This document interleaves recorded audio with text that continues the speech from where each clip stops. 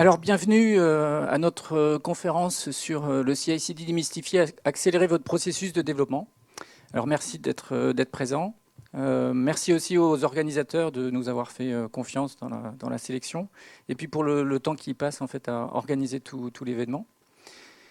Oups. Et puis, bien sûr, merci aussi aux sponsors, sans qui ce ne serait pas possible d'avoir cet événement de qualité de l'Agile Tour Bordeaux. Alors, on se présente rapidement. Rodrigo Garcia de Oliveira et puis Jérôme Froville. Donc, on travaille à la DSI de Pôle emploi. On est dans l'équipe incubateur. La mission de l'équipe, c'est d'accompagner les équipes produits à faire du continuous delivery. Donc, Pôle emploi, regardez quelques chiffres. Je ne vais pas revenir sur la mission de Pôle emploi. Ce qui nous importe de communiquer, c'est que globalement, on a 1500 agents en fait, à la DSI de Pôle emploi. Très mobilisés en fait, à chercher à améliorer les pratiques et les compétences de chacun de manière à améliorer le service qu'on fournit à nos usagers. Et l'idée, c'est de savoir un petit peu pour vous, justement, qui vous êtes aussi. Donc, vous allez lever la main quand je vais vous appeler à tour de rôle. Alors, qui est développeur ou qui a un rôle de développeur dans la salle? Ok, merci. Qui a un rôle de POPM? Merci. Qui a un rôle d'Ops? Ok. Qui est testeur? D'accord. Et qui a un autre rôle que je n'ai pas pu citer jusque-là? Ok. Oula, c'est la majorité. Merci. Alors, de quoi on va vous parler aujourd'hui? Alors, le CI/CD, ça bouscule beaucoup, en fait, pas mal d'entreprises qui font du logiciel. Ça continue de s'étendre de plus en plus. Donc, on va décrire c'est quoi le continuous delivery, c'est quoi les pratiques en fait qu'il faut mettre en œuvre, quelques conseils de transformation, et puis surtout, qu'est-ce que ça change pour les équipes et qu'est-ce que ça leur apporte. Alors, quelques avertissements pour démarrer, donc pour éviter de se prendre la peau de banane. CI/CD, on va presque plus le dire. J'ai déjà commencé à parler de continuous delivery, donc on ne va pas faire la nuance. Nous, on va souvent parler de continuous delivery pour associer ça au CI/CD. Autre élément, on ne va pas du tout être exhaustif parce que c'est impossible d'être exhaustif dans si peu de temps. Ça va être aussi notre interprétation. Vous allez voir, on va donner notre interprétation. On pourrait avoir un avis différent sur certaines choses. Et puis quand on transforme vers du continuous delivery, le contexte de l'entreprise est très important et d'une entreprise à l'autre, ça va changer. Et puis dernier élément, on va parler d'une équipe qui n'existe pas vraiment en fait. Par contre, cette équipe, ce qui va nous intéresser, c'est voir si les caractéristiques qu'elle a, ça vous parle un petit peu, en partie, parce que tout, ça ne serait pas possible. On verra ça avec vous pour illustrer. Alors cette équipe, de qui on parle? Eh bien, c'est l'équipe des chatons agiles. Alors, cette équipe, elle est vraiment formidable parce que c'est la meilleure équipe qu'on a dans la boîte. Ils font du Scrum, ils ont un PO, ils ont un Scrum Master, ils font plein de cérémonies, ils font des mêlées, ils font des rétrospectives à chaque fois. Ils sont forts, hein. Ouais. Ils ont un produit et ils le mettent en production. Donc elle est vraiment formidable. Alors cette équipe, vraiment, toute la boîte l'encense. L'agilité, c'est formidable. Les chatons agiles, c'est formidable, etc. Alors le directeur des chatons agiles a dit, bon, les gars, vous êtes tellement forts, il va falloir aller le montrer au monde entier. Donc ils ont postulé dans plein de conférences agiles. Et ils ont été rejetés partout. Ils n'ont pas pu. Ouais. Donc ils pensent qu'en fait les gens sont jaloux de leur agilité, tout ça. Donc ils se sont dit bon, on va aller voir. On va aller dans une conf pour quand même rigoler un petit peu de voir les autres équipes comment ça se passe. Alors ils sont arrivés dans une conf.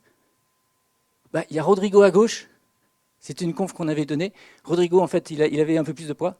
Et puis moi c'est moi là. J'avais les cheveux longs à l'époque. On parlait de continuous delivery, donc ça les a fait rigoler parce qu'il y avait plein de mots anglais. Au début ils se marraient. Continuous integration, continuous delivery, et puis même agile fluency pour commencer, ils se disent, ils sont nazes, ils parlent que avec des mots en anglais. Alors commençons justement par ce modèle, agile fluency qu'on aime bien, qui est un modèle qui permet de réfléchir, de discuter en fait autour de l'agilité et d'avoir des conversations utiles pour prendre du recul. On le doit à James Shore et puis Diana Larsen. On va être très très rapide et on le synthétise énormément. Donc n'hésitez pas à aller voir en fait sur le site agilefluency.org pour avoir beaucoup plus d'éléments. En gros, dans ce modèle, on a des zones de compétences qu'on cherche à améliorer pour pouvoir se développer en agilité. La première zone, c'est la zone équipe. Alors dans cette zone, qu'est-ce qu'on y fait? On y fait du Scrum ou du Kanban ou autre chose. En gros, on cherche à mettre la culture agile en place. L'équipe, elle travaille dans des blocs de temps. dans des itérations ou quelque chose comme ça. Elle a des cérémonies, elle fait de l'amélioration continue. Elle cherche aussi à se focaliser plus sur les retours utilisateurs plutôt que de suivre des livrables. Voilà, c'est ça un petit peu cette zone équipe. Et puis ensuite, il y a la zone livraison. Alors ça, c'est quand l'équipe, elle apprend à livrer souvent et vite et de manière fiable en production. Ça nécessite des changements très importants au niveau des compétences des développeurs, majoritairement, avec des pratiques telles que XP, en fait tout ce qui vient d'Extreme Programming, DevOps, et puis le Continuous Delivery. Donc voilà, on va être au cœur en fait de notre sujet quand on va aborder ce sujet-là.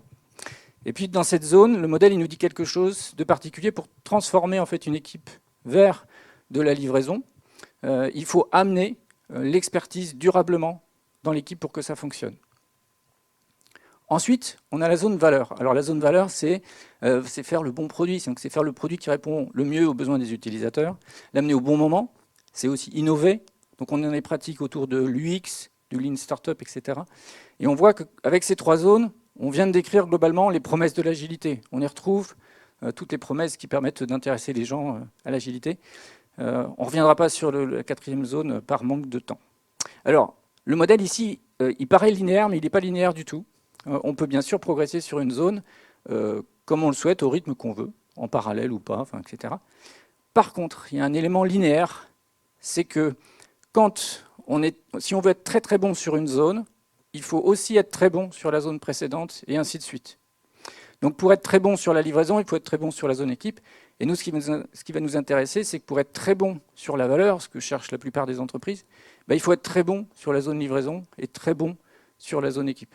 Donc ça, c'est un point assez important sur lequel on va revenir. Alors, revenons un petit peu à nos chatons agiles. Hein. On vient de leur dire ça, ils assistent à la conférence. Comment ça se passe pour les chatons?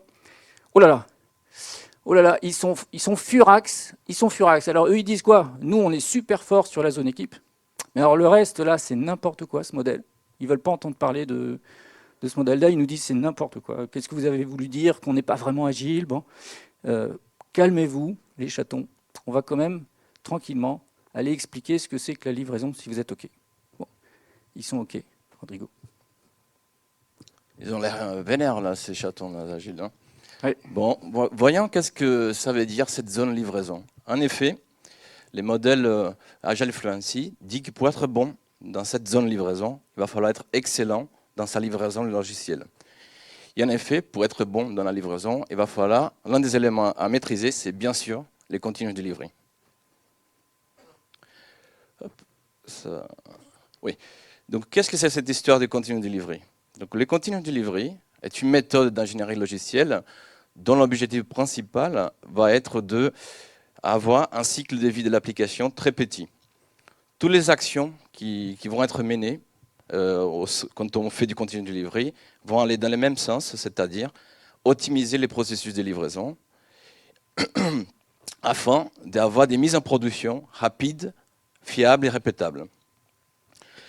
Donc la méthode aussi dit que pour y arriver, il va falloir mettre en place tout un ensemble de pratiques. Donc ces pratiques qui vont être décrites après, au long de la conférence, ce sont des pratiques qui vont permettre de structurer et organiser le travail des personnes au quotidien, de façon qu'ils pourront accélérer et fluidifier toutes les étapes du processus de développement. Donc le continuous delivery va s'appuyer sur un certain nombre de points clés. Donc le premier point clé, c'est l'automatisation.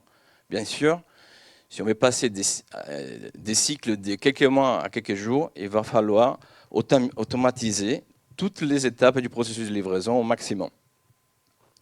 Un autre point clé, ça va être la qualité et la fiabilité.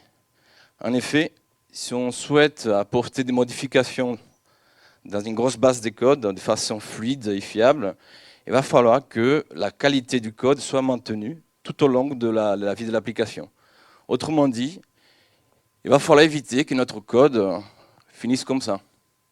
En effet, si vous travaillez dans un code dans lequel vous avez du mal à comprendre, que vous touchez une ligne de code, il y a 3 bugs qui apparaissent de l'autre côté et on ne vous comprend pas, et chaque fois que vous lisez, vous avez envie de lâcher des gros mots, c'est sûr que vous n'allez pas pouvoir avancer vite.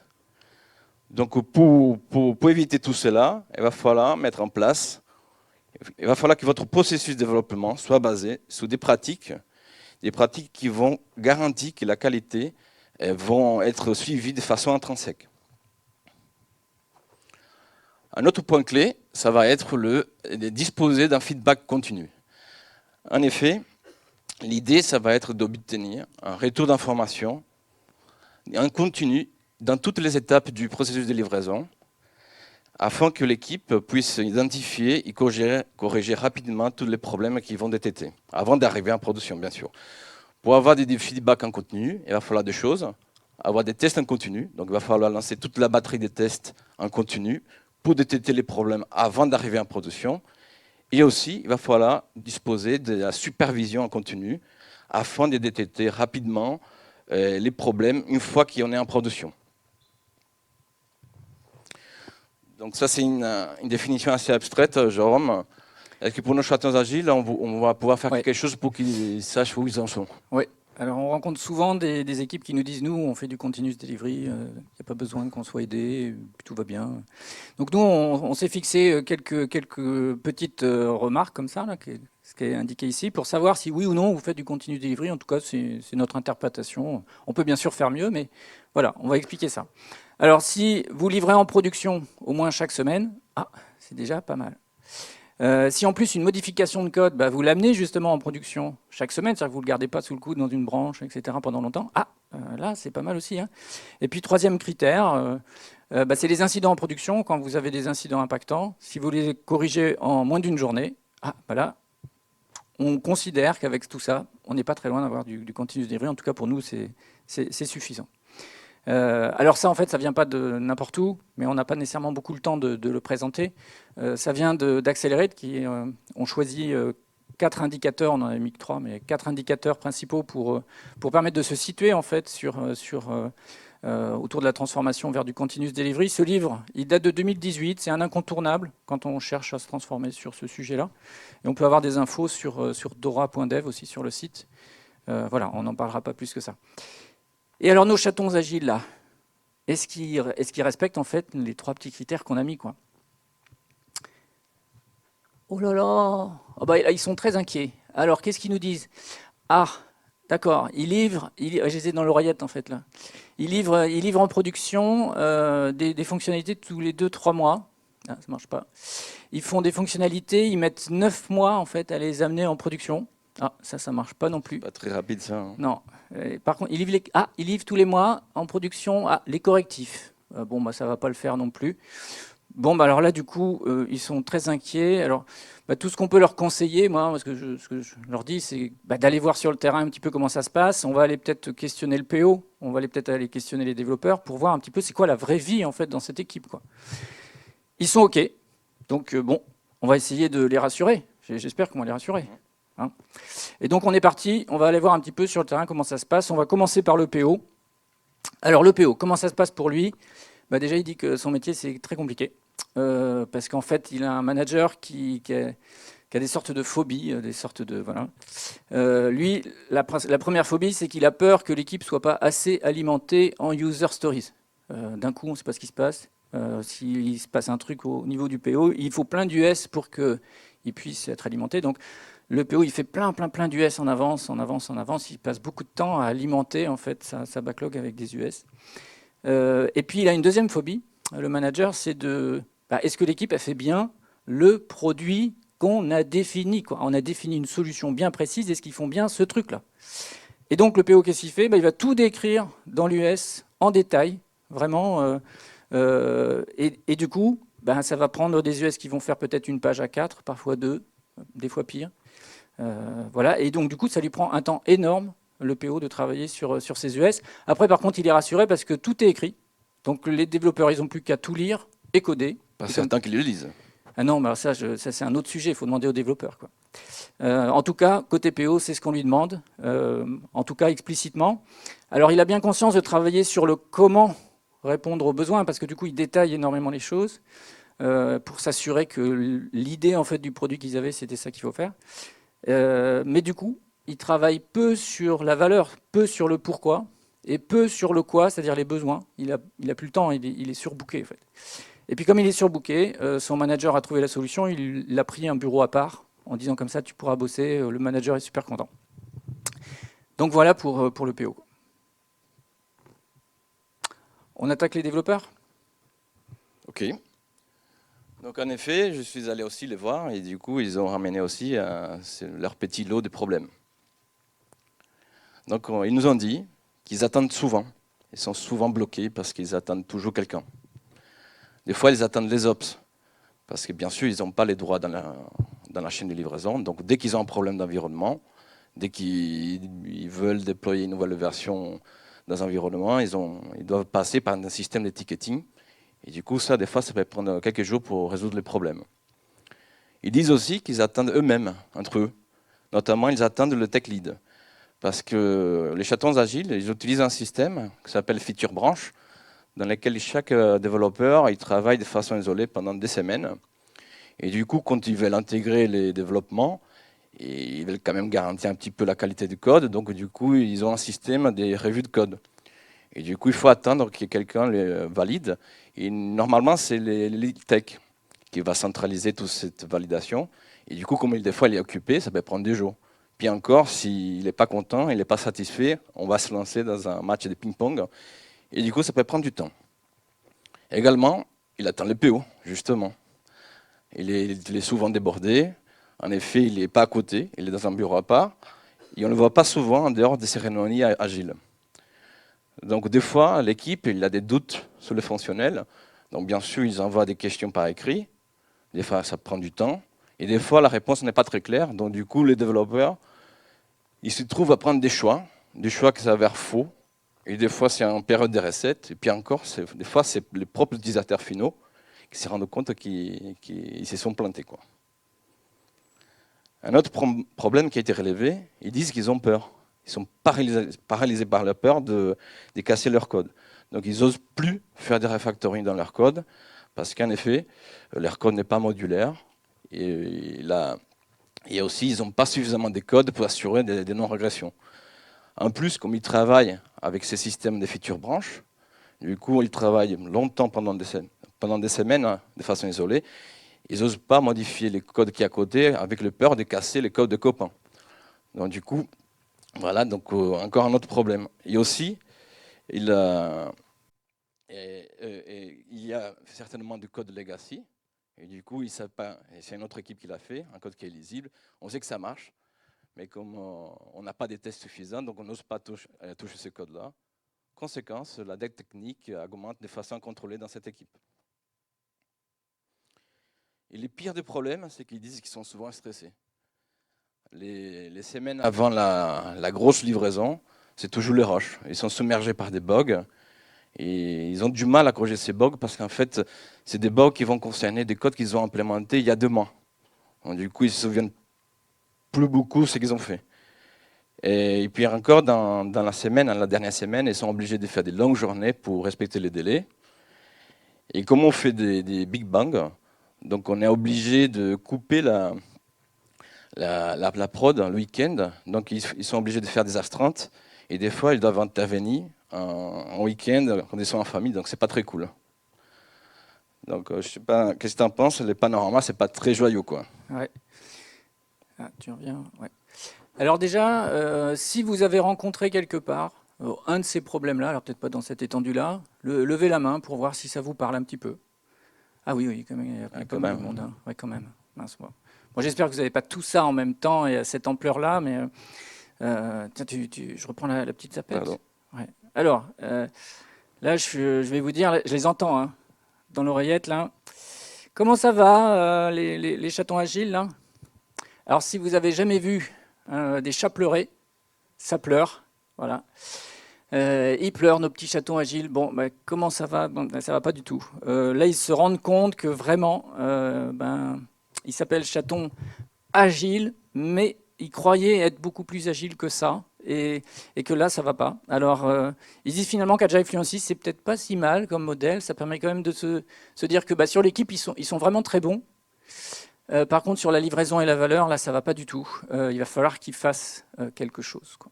Ils ont pris conscience de ça. Alors, ils nous appellent à l'aide en disant, bon, Rodrigo, Jérôme, qu'est-ce qu'on peut faire, etc. Alors nous, on a imaginé, comme c'est une équipe imaginaire, un accompagnement imaginaire. Et donc, on s'est dit, ben voilà, on va démarrer. On démarre l'accompagnement. Alors par quoi on démarre? On démarre par ce que nous a dit, ce qu'il y avait dans le modèle, Agile Fluency, amener durablement l'expertise dans l'équipe. Alors comment on fait ça? Nous, on voit deux façons de faire. La première, c'est que vous prenez des développeurs, des cadors du Continuous Delivery, vous les amenez dans l'équipe. Vous espérez qu'ils aient quelques petites compétences douces, un peu de pédagogie, etc. Et puis ça va bien se passer, mais ils ne sont pas faciles à trouver, ces gens-là, sur le marché. Nous, on est parti sur une autre optique. On a constitué une équipe d'accompagnement qui va aider les équipes à les accompagner durablement sur ce sujet-là. Alors, je ne vais pas rentrer dans le détail de ça, parce qu'on en a parlé l'année passée ici même. Donc, c'était sur ce qu'on appelait les immersions. Donc, quand on immerge les experts avec une équipe de fabrication, et vous pourrez regarder la vidéo si ça vous intéresse pour creuser un peu le sujet. Alors, mais on va commencer ensuite vraiment par quoi? Explique-nous un peu, Rodrigo. En effet, avant les premiers prérequis pour faire du Continuous Delivery, est-ce que va falloir en effet faire que tous les acteurs qui sont concernés par la livraison commencent à collaborer de façon étroite. En effet, il va falloir casser les silos organisationnels. Il va falloir qu'il y ait en effet que les équipes de développement, les ops, les testeurs, ils travaillent ensemble. Autrement dit, il va falloir mettre en place une vraie culture DevOps, une vraie culture des responsabilités partagées. Donc on peut imaginer qu'en effet, le développeur, ils vont être obligés de travailler main de la main avec les ops pour essayer d'automatiser ces processus de livraison. Et également, ils devront travailler avec les testeurs pour intégrer les tests qui sont pertinents, nécessaires pour mettre dans cette chaîne de livraison. Et du coup, en effet, il faut casser les silos avec l'équipe et en dehors de l'équipe. Par contre, il faut aussi casser les silos à l'intérieur de l'équipe. En effet, il va falloir que les PO et les développeurs ils échangent régulièrement. Donc du coup, déjà, il faut ramener les PO au bureau, quoi. Et il va falloir aussi que les développeurs ils travaillent plus souvent ensemble. Donc ça va permettre en effet des garanties, un transfert des connaissances et des compétences plus fluide et pour s'assurer quand même que n'importe quel développeur peut intervenir n'importe où dans le code. Qu'est-ce qu'on peut ajouter d'autre? Alors, une pratique qu'on va commencer à mettre en place, c'est des sprints courts. Par exemple, une semaine, c'est déjà bien. Mettre des sprints d'une semaine. Alors, qu'est-ce qui va se passer quand on va faire ça? On va contraindre l'équipe et on va lui demander, tu continues de livrer en production dans chaque sprint. Alors, supposons qu'elle fasse ça déjà avant, en tout cas là maintenant c'est ça en plus. Tu livres dans chaque sprint et le sprint il dure une semaine. Donc là, ça va vraiment contraindre le système pour réussir à mettre en place ça et faire émerger tous les problèmes qu'on va devoir résoudre pour y arriver. Et puis ça va avoir aussi un effet sur les PO, parce que du coup les PO ils ne peuvent pas garder les US qu'ils avaient avant, qui étaient probablement beaucoup trop grosses. Il faut qu'ils puissent avoir des US qui sont faisables dans un sprint. Donc ça va être vraiment un point important pour démarrer. Donc on veut des toutes petites US. C'est quelque chose qui est assez difficile à faire quand on approche le problème. En général, les PO nous disent on ne peut pas découper plus fin, c'est pas possible. Et puis des fois en fait à la fin du sprint elle n'est pas finie, puis on nous dit on pourrait peut-être avoir la moitié des points parce que finalement on a réussi à la redécouper par rapport à ce qu'on a fait. Bon, donc c'est quelque chose qui est assez difficile. Il y a un blocage psychologique assez fréquent en fait sur ce sujet-là. Il y a une solution toute simple qui date en plus un peu. C'est cet atelier-là, Elephant Carpaccio d'Alistair Cockburn, qui est un des signataires du manifeste. Il est vraiment excellent, cet atelier, pour débloquer sur cette capacité à découper fin, puisqu'on apprend à découper fin et encore plus fin. Donc là, il y a le guide de facilitation qu'a fait Henrik Kniberg en anglais. Et j'ai trouvé une traduction aussi en français du guide. Le guide, il est autoporteur pour vraiment animer ça facilement, quoi. Et puis dans cet atelier, on voit aussi autre chose. C'est qu'on veut certes des US très fines, mais on veut qu'elles aient de la valeur. Et alors là, on nous dit pareil, c'est pas possible d'avoir de la valeur quand on découpe trop fin. Alors, on va prendre une métaphore. Là, on voit cette part de gâteau. Imaginez que c'est une grosse US, cette part de gâteau, et on a des couches. Alors en dessous, si vous n'arrivez pas à lire, il y a la base de données, ensuite il y a la couche service, il y a la couche IHM. Et quand on découpe ça, on va découper comme si ensuite on essayait de construire une maison. Donc on va commencer par faire une US sur la base de données, une US sur la couche service, une US sur l'IHM, une US pour intégrer tout ça. Bon. En tout cas, c'est très fréquemment ce qu'on trouve comme premier découpage de certaines équipes. Mais il faut savoir que du coup, il faut plusieurs US pour apporter de la valeur à l'utilisateur. Donc ça ne va pas du tout. Donc ce qu'on veut, c'est quelque chose de beaucoup plus naturel. C'est quand on mange un gâteau, on en prend une part, généralement en tout cas, dans le sens vertical. on veut traverser toutes les couches, on veut qu'à chaque fois qu'on livre une US, il y ait quelque chose qui se passe pour l'utilisateur. Et donc l'atelier permet aussi de bien prendre conscience de ça. Alors là, on a déjà, si on arrive à faire ça, on a réussi déjà à pas mal débloquer les PO sur des points importants. Et il en reste un autre, côté PO, c'est que on veut que les user stories valident d'une certaine façon les règles des 3C de Ron Jeffries. Alors Ron Jeffries, c'est pas un inconnu, c'est un des co-créateurs d'XP. Et ce qu'il dit, c'est qu'une user stories doit respecter la carte, la conversation et la confirmation. Alors qu'est-ce que ça veut dire? La carte, c'est que la user stories, elle tient sur juste un post-it, les post-it rectangulaires. Et on écrit dessus simplement une phrase qui permet de se souvenir du besoin qu'il y a derrière cette user story. On ne va pas tout décrire, juste le besoin pour s'en souvenir. Et comme ça, on pourra discuter avec à propos de cette user story. On aura toujours le post-it pour dire « Ah oui, le post-it, c'est ce sujet-là ». Ensuite, il y a la conversation. C'est que pour transmettre ce besoin-là à des développeurs, ça va se faire par une conversation en face à face. Pas par écrit, là, alors. Ah non, surtout pas par écrit. Et parce que du coup, à ce moment-là, les développeurs vont pouvoir nous poser des questions, on va répondre directement, et s'ils n'ont pas compris le mot, on va lui dire, voilà, on pense que c'est ça, etc. Ça va se faire tout de suite en interactif, et c'est vraiment le format le plus efficace pour transmettre de l'information. Et ensuite, il y a la confirmation, c'est-à-dire qu'au dos de l'US, on note les quelques tests que le PO y ferait pour valider que l'US répond bien aux besoins. Voilà. Alors, ce qui nous intéresse, ce n'est pas que la pratique, c'est les conséquences de ça. Qu'est-ce qui va se passer? Et déjà, sur la carte et la conversation, notre PO il va arrêter de passer son temps à écrire des US. En général, moi, je leur dis, la backlog, tu la jettes, on ne veut pas entendre parler de backlog. Ça les choque, ils sont... Oh, bon. Et donc, du coup, qu'est-ce qu'ils vont faire? Du coup, ils vont être obligés de passer à la conversation. Ça va être beaucoup plus efficace comme transfert d'informations, en tout cas au final, puisque du coup, les développeurs, ils auront bien... pas tout lu, mais ils auront eu toute l'information claire et nette par des échanges. Ce qui va se passer aussi, c'est que sur cette petite US, il va plutôt exprimer vraiment le besoin. Il ne peut plus exprimer sa solution. C'est plus possible, quoi. Et donc, du coup, le PO, automatiquement, il va remonter d'un cran. Et les développeurs, ça va leur donner de la place pour commencer à travailler sur le comment, qui est plutôt leur rôle, alors avec les PO aussi, mais de concevoir comment on va répondre aux besoins. Donc ça va redonner de l'autonomie aux développeurs sur ce sujet-là, et aux PO, ça va aussi les décharger fortement d'un temps parfois énorme à écrire ces user stories, pour qu'ils puissent travailler sur autre chose, sur la valeur. Et puis dernier élément, dernière conséquence, la confirmation, on a les critères, ça va nous permettre de faire soit de l'automatisation des tests directement, soit d'initier la stratégie de test de l'US dans la foulée. Alors pour faire ça, il y a un atelier, toujours de la même personne, parce qu'il a l'air d'avoir fait les meilleurs ateliers du monde, Alistair Cockburn, artiste et spécificateur. Cet atelier, il permet de prendre conscience que pour transmettre un besoin complexe, par écrit, vous pouvez toujours essayer, mais ça ne marche pas bien. Et donc, il faut passer à l'oral. C'est vraiment, ça débloque les gens complètement, parce que l'atelier est vraiment excellent pour ça. Pour le faire, il y a le lien ici, c'est Olivier Mi qui a fait, pareil, un guide de facilitation complet qui décrit très facilement comment faire ça. Donc, vraiment un atelier excellent. Donc là, on a débloqué un peu nos PO. Nos PO, ils sont un petit peu en amont. Il y a plein de choses qu'on va cacher là, qu'on ne va pas voir, mais on en arrive à la planification d'une petite US verticale. On avait dit qu'on allait parler d'une histoire d'une US. On est dans la planif de sprint et on planifie cette US avec l'équipe. Et on va suivre un petit peu son histoire à cette US-là. Une fois qu'elle est planifiée, il se passe ça. On en a parlé tout à l'heure. On a à droite un PO qui discute avec 2 développeurs.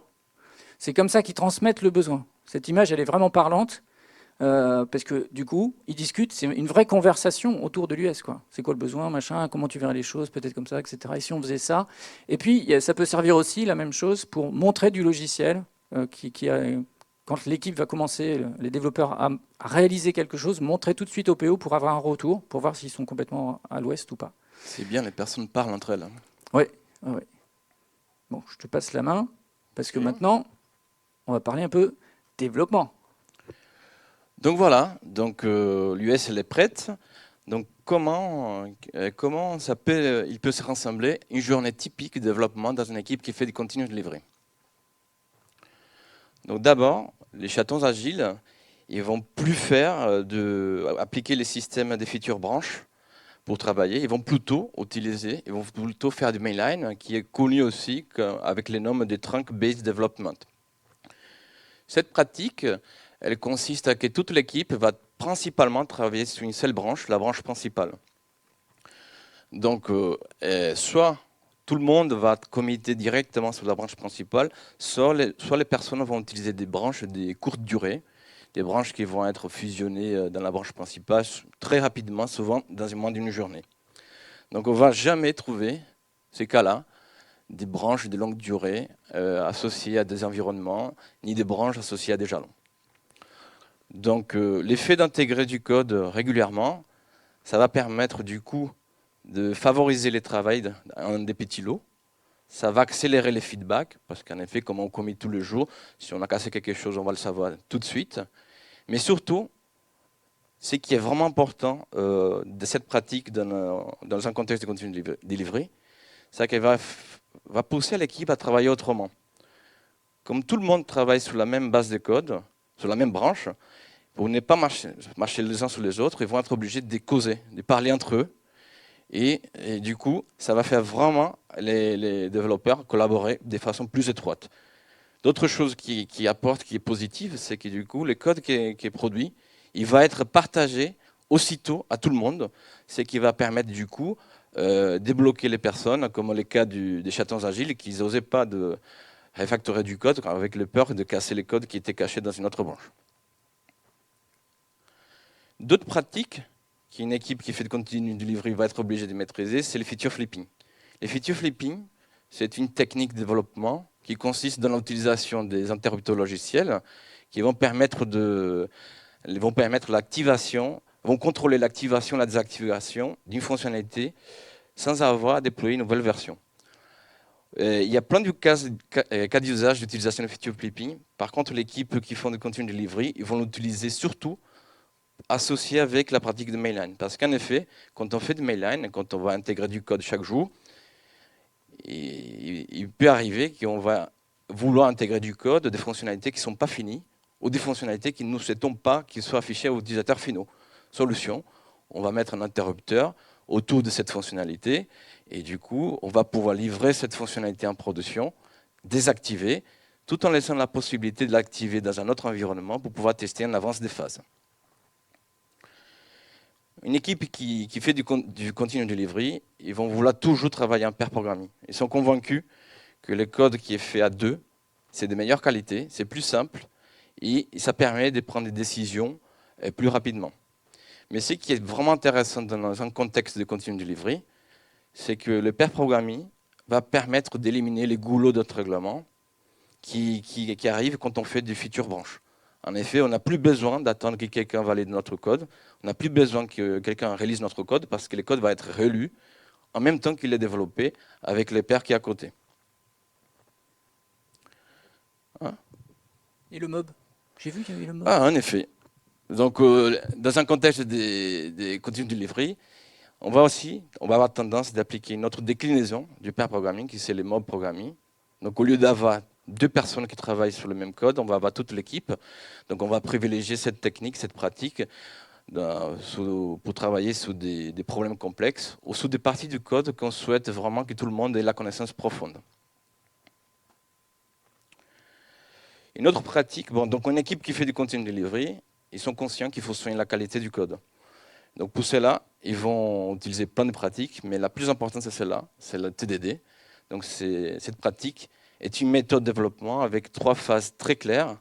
Donc, la première phase, ça consiste dans la rédaction d'un test qui va définir les comportements souhaités à ces bouts de code.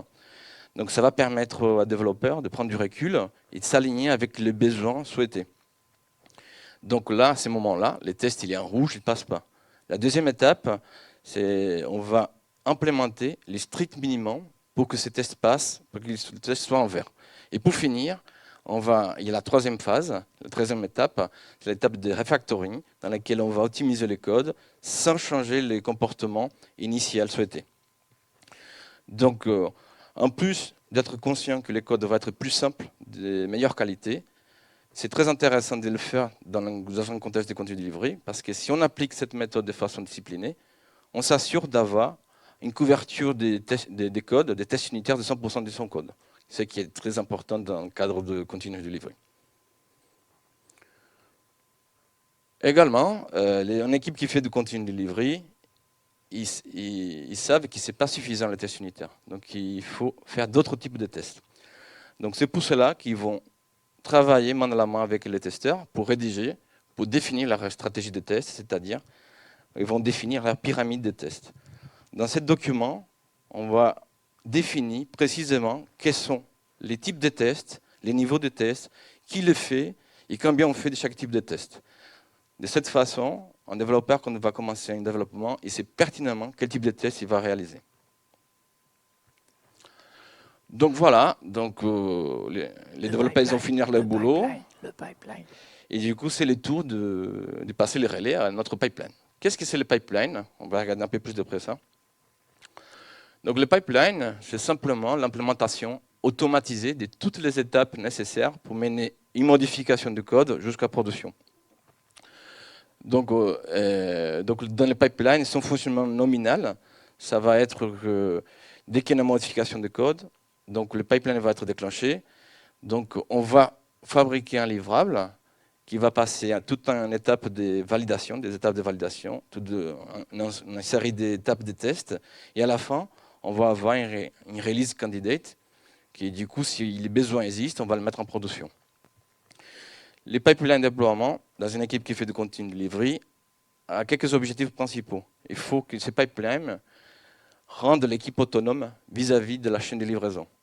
Donc, dans ce sens-là, il faut que l'équipe maîtrise le pipeline et soit capable de modifier si les besoins existent. Notre objectif, ces pipelines doivent permettre de pouvoir déployer n'importe quelle version sur n'importe quel environnement de façon automatique. Et notre objectif, c'est de rendre transparent, visible, et il doit fournir aussi des métriques à toutes les étapes, à tous les acteurs qui sont intéressés de près ou de loin dans la livraison.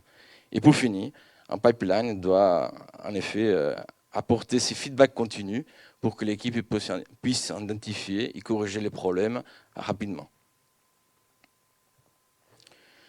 Donc dans une équipe qui fait le continue delivery, et s'ils ont implémenté correctement le pipeline, ils vont être en mesure de respecter cette affirmation. Pour une équipe qui fait du continue delivery, chaque commit est une release candidate. Donc ça veut dire que si les big boss arrivent dans votre bureau et vous demandent de les mettre en production, vous allez pouvoir le faire sans trop paniquer. Et du coup, pour arriver à cet état de maturité, l'équipe est consciente que les priorités ont changé un petit peu. Donc la première des priorités de l'équipe, c'est de garder le code dans un état déployable, tout le temps. Donc si le pipeline plante, si on a une erreur, donc on arrête tout et on se met à corriger le problème du pipeline.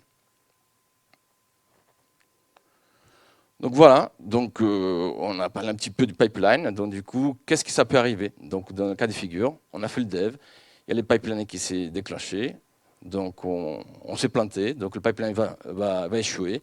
Et donc les développeurs vont être notifiés aussitôt, ils vont pouvoir le corriger pour relancer la machine. Donc là, on est content, donc on décide, bon, on va aller en production. Donc notre pipeline va être implémenté de telle façon que du coup, on va le mettre en production, on va garder cette nouvelle version à côté de la vieille version, et du coup, sans ouvrir encore le trafic à la nouvelle version, et on va encore réaliser les tests. Si tout est bien branché, donc du coup, on peut en effet désinstaller l'ancienne version et activer les trafics vers la nouvelle version. S'il y a un problème, comme c'est dans le cas de la figure, donc du coup, on répare la case développement pour le corriger et répartit dans le cycle.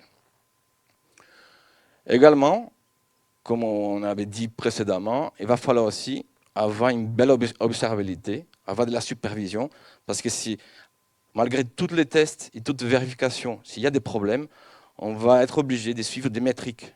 Donc on va vouloir suivre des métriques techniques ou fonctionnelles, par exemple.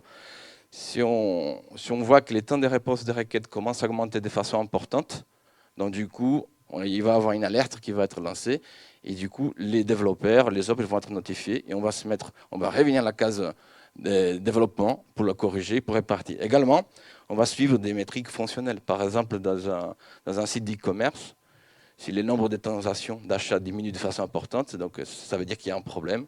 Donc également, on va avoir une alerte et du coup, on répare la casse de développement. Du coup, on a fait les parcours techniques. Maintenant, il faut que cette nouvelle fonctionnalité arrive aux mains de nos utilisateurs. Et oui. Et donc là, ce qu'on va faire, c'est qu'on va ouvrir le service, mais à quelques utilisateurs. Alors, on a plein de façons de faire ça. Là, nous, ce qu'on veut, c'est que notre user stories, notre petite tranche, on l'envoie à des utilisateurs qu'on connaît bien, qui sont des partenaires avec nous. Donc, on va ouvrir le service que pour eux. Et ça, donc, ça fait partie dans les techniques de déploiement progressif. Ça s'appelle du déploiement progressif, où petit à petit, on va déployer qu'un sous-ensemble des utilisateurs. On va réaliser des tests et si ça se passe bien, on va continuer d'augmenter le nombre d'utilisateurs jusqu'à ce que potentiellement on ouvre à tout le monde. Il y a plein de techniques différentes derrière ça. Nous, on en a choisi une, nous, on les a ciblées précisément. Et du coup, nos utilisateurs, ils utilisent notre US. Et du coup, ils vont pouvoir nous donner des retours. Alors là, comme on les connaît, on va les appeler, ou ils vont nous appeler si ça ne se passe pas bien, ou si c'est génial. Donc là, on peut avoir éventuellement une conversation. Et sinon, on va avoir des anomalies qui peuvent remonter si on est un peu loin d'eux, voire des indicateurs qui bougent, notamment les indicateurs fonctionnels qu'évoquait Rodrigo tout à l'heure. Si on le fait ça sur des utilisateurs qu'on ne connaît pas, qu'on fait ça sur des grandes quantités d'utilisateurs, mais en production sans même qu'ils le sachent, on va voir en fait si pour eux, les processus évoluent différemment des autres utilisateurs. Et donc ça va nous donner un feedback super intéressant sur quoi? Sur la valeur de cette US. Et on va revenir un petit peu sur ce sujet-là. Alors il faut comprendre que ça s'exécute très très vite quand on fait du continuous delivery. Toute cette boucle-là, ça se fait en une semaine, peut-être deux. Voilà. Ça va très très très très vite. On va pouvoir du coup maximiser la quantité de retours qu'on va pouvoir recevoir. Et en plus, on va avoir plusieurs US en parallèle dans le même sprint. On n'en a pas qu'une. On a plusieurs qui peuvent se retrouver à des endroits, enfin à des moments différents du cycle dans un sprint donné. Ça va permettre de faire de l'expérimentation sur la valeur. Là, on change de zone. On est clairement sur la zone valeur de tout à l'heure, d'Agile Fluency, puisque globalement, on a parlé du S très fine, mais en fait, on a quelque chose de plus gros en tête. On a un problème à résoudre. Ce problème, on a fait une hypothèse de fonctionnalité, par exemple, pour essayer d'y répondre. Et tout ce qu'on a fait, c'est une petite tranche de cette hypothèse de fonctionnalité. Et on va les mettre en production. On va avoir les retours très très vite. Et ça va nous permettre de savoir si, avec les retours utilisateurs, oui ou non, on commence un petit peu à adresser le problème ou on en crée d'autres encore pires, quoi. Et donc petit à petit, cette hypothèse de fonctionnalité, on va pouvoir soit plutôt dire, la valider dans le sens... on est plutôt dans le bon sens et on va persévérer à continuer d'en faire des petites tranches et les mettre en production, soit de se dire finalement on n'est pas du tout dans la bonne direction et il va falloir qu'on pivote et cette hypothèse elle n'est pas bonne, il faut la changer. Donc là on est vraiment au cœur de l'expérimentation, on est sur toutes les pratiques UX, Lean Startup qu'on a évoqué tout à l'heure, enfin là il y a vraiment... on est au cœur du système et ça pour que ça fonctionne, il faut qu'on ait ces boucles extrêmement rapides qui permettent d'avoir nos retours rapidement et tester plein de choses. Petite conclusion, Rodrigo? Ça marche.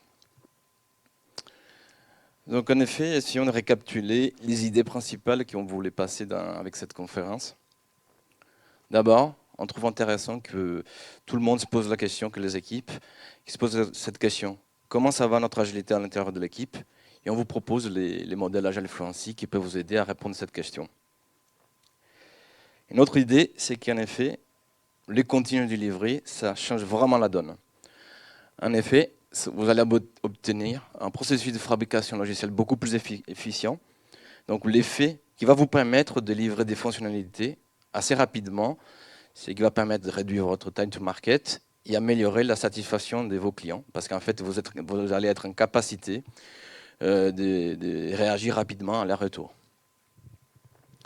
Également, du point de vue de personnel, du membre de l'équipe, ça va apporter de la sérénité, de la satisfaction professionnelle.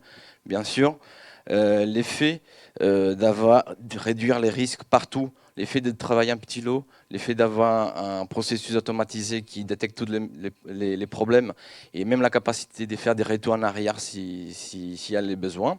Donc du coup, ça va permettre à les personnes de se libérer du temps. Ça va apporter de la sérénité et de la qualité de vie.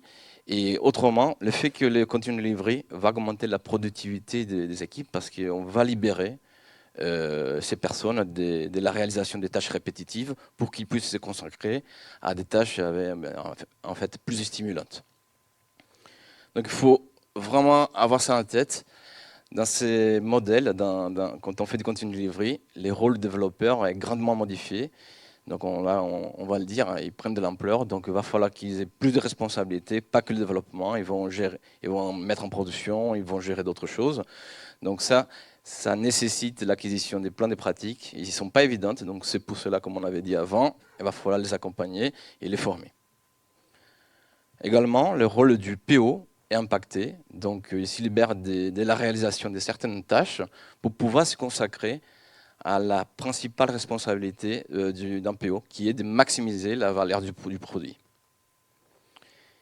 Pour finir, l'idée principale, c'est que si on veut atteindre les promesses de l'agilité, c'est-à-dire livrer les bons produits au bon moment et bien, c'est-à-dire rapidement et de façon fiable, il va falloir être bon dans la zone de livraison, donc il va falloir faire du continu delivery.